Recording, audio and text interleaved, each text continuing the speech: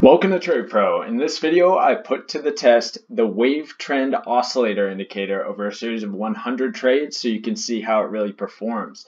Now, I'm not going to be trading it how a lot of people out there are recommending you trade it.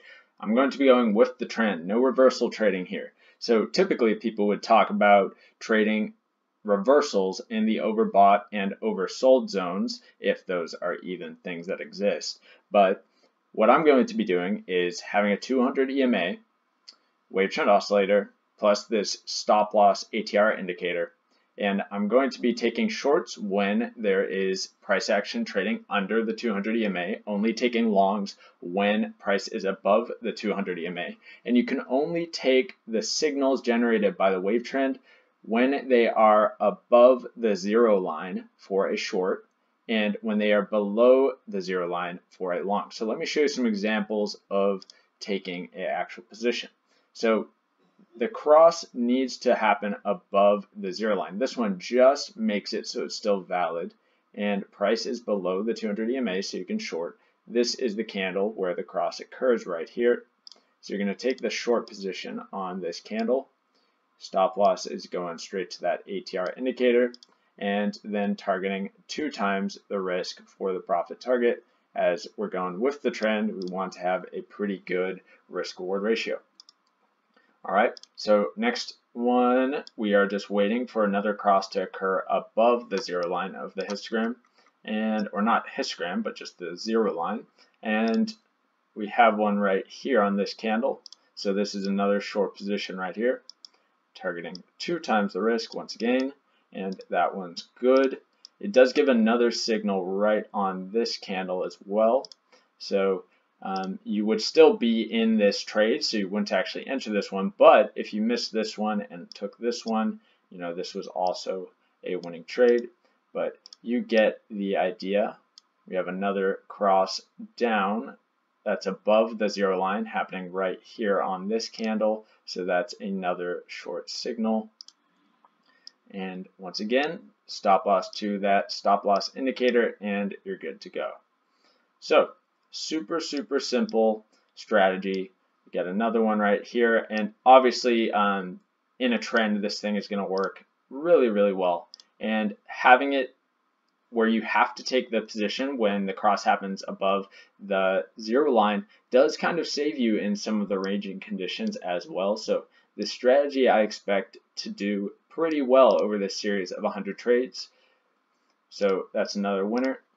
So let's kind of just get into the actual indicators and settings, since people are always asking about those things, and then I'll go ahead and get into the 100 tests. So here is the WaveTrend that I'm using right here. WaveTrend with crosses. It's not actually by Lazy Bear, the one I'm using, but the original that's on TradingView is by Lazy Bear, the very popular creator. So I chose this one just because it's much easier to see the crosses, how they kind of have the little dot where the cross happens. The original one is not nearly as easy to see when the cross occurs because it uses a dotted line instead of a solid line, and it doesn't give you that signal with the little dot where it crosses. So the ATR stop loss indicator is right here, Blue Phantom, and I'll show you settings. I have defaults on both. So here's this, and then settings here. Oops, just inputs. So it's all default. All right. So pretty simple strategy, very reminiscent of the MACD trading strategy. So it'll be interesting to see how this compares to the MACD trading strategy. It's basically the same thing. So we'll have to see if there's any difference or how the performance compares, which we will know after the series of 100 trades. I expect it will be pretty similar, if not better. So let's get into it.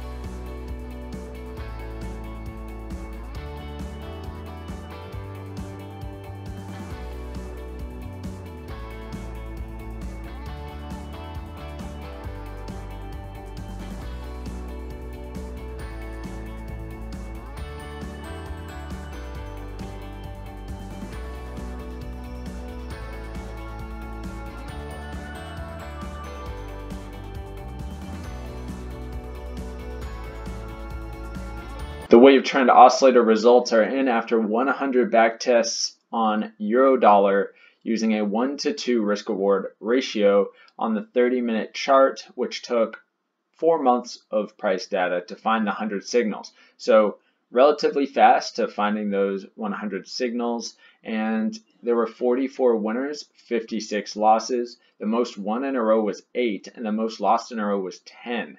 So pretty high on that most lost in a row number, but I'm going to talk about that in just a sec, as this won't translate to real-time trading. Gain on the account 32%, so more like high 20s if you include fees and spreads. So let's get back to those numbers. Most won in a row, most lost in a row. The most lost in a row, most of those were in a choppy range where you would have taken about 1/3 of those trades because you're still in a position while those other losses are generated. Since the indicator sometimes generates a few signals in a row in rapid succession as it's in a range trading sideways, so you get a bunch of false entries and you're only going to enter one of those trades. So you can't really count it as 10 in a row, and that's why I always recommend going and demo trading as well as testing yourself so you can see these things. So the benefit I have is I actually go in and notice what's going on, so I don't get freaked out about 10 losses in a row, because in real time you're not going to actually take 10 losses in a row, not even close to that. And then the most won in a row being 8. Once again, it's going to be more like 4 or 5 based on what I saw. So it wasn't as much with the winners. It was more accurate. The 8 number is closer to the actual figure of how many you're going to win in a row. But it's those ranges that cause the rapid succession losses. So that is kind of what I have to say about the high number lost in a row, but it still did really well, even losing 10 in a row at that point. And as with any strategy that's trend following, the ranges are going to hurt a little bit, and you just have to weather them. And this is in its most simple form, so always remember that my test that I show, super simple, not optimized. We don't know what the perfect risk reward ratio is. There's minimal testing done with this. And you can add in other things that are going to kind of filter out some of the noise. So in the ranges, you could have another indicator that is going to save you from some of those losses. You could also add in, what I love, hidden divergence. You can make sure you're taking trades off of hidden divergence once you've spotted it. And you can also go for some higher time frame confirmation for that main trend, just to make sure you are in fact trending and trying to stay out of the ranges as much as possible. So just use some basic common sense tactics, add it in, and you're going to have yourself a fantastic strategy. So this I did like. It was very similar to the MACD strategy, which is also pretty decent when you do add in those other sort of optimization tactics. All right, so I'm going to put it up on the spreadsheet, and then that will be that for this test. All right, so here's where it falls on the spreadsheet compared to all the other strategies and indicators. At 32% gain on account, it actually is right next to the MACD strategy, just below it, and just above it. So it's essentially the same thing. You're going to get very similar results, and it doesn't really matter which one you choose. It's just personal preference, and you're going to need to go in and optimize it. Obviously, it's not optimized. It has only been tested with 1:2 risk reward, and just on the 30-minute time frame, just on euro or euro dollar, and you're going to need to do a lot more testing and optimization if you do want to make it into a really good long-term strategy that's going to be versatile and go across all pairs. So that's all I have to say about the strategy. Hope you enjoyed the video. Don't forget to subscribe and like, comment down below for any ideas you have, and thanks for watching. Have a great day.